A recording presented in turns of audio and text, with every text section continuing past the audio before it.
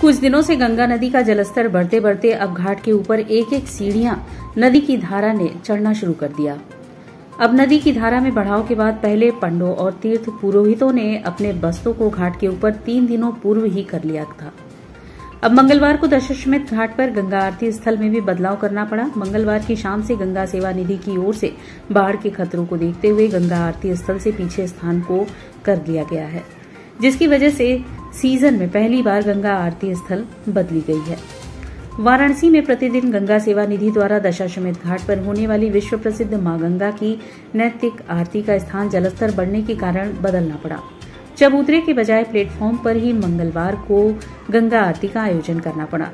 फिलहाल गंगा का जलस्तर लगातार बढ़ रहा है तो दूसरी ओर घाट पर एक एक सीढ़ियां चढ़ती गंगा का रुख अब तलखी की ओर है। माना जा रहा है कि गंगा का जलस्तर और बढ़ा तो प्लेटफॉर्म के पीछे सीढ़ियों पर गंगा आरती की व्यवस्था करनी पड़ेगी। इसके साथ ही आरती में बैठने की जगह भी कम होती जाएगी। वहीं दूसरी ओर मणिकर्णिका व हरिश्चंद्र के शमशान घाट पर भी शवदाह के लिए आने वालों को गंगा के जलस्तर में वृद्धि के चलते दुश्वारियां झेलना पड़ रहा है। यहां शवदाह के लिए गंगा के किनारे बनाए गए प्लेटफॉर्म पूरी तरह जलमग्न हो चुके हैं।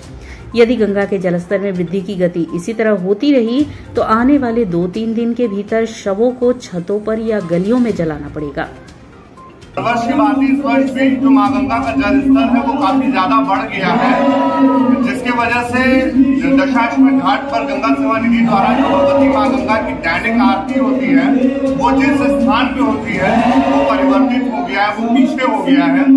और इसी तरीके से जिस तरीके से जल स्तर बढ़ता चला जाएगा उस तरीके से आरती स्थल परिवर्तित होता चला जाएगा और मां गंगा का जल स्तर बढ़ने के कारण घाटों के आपस के संपर्क टूट गए हैं, वहां पे पानी आ गया है।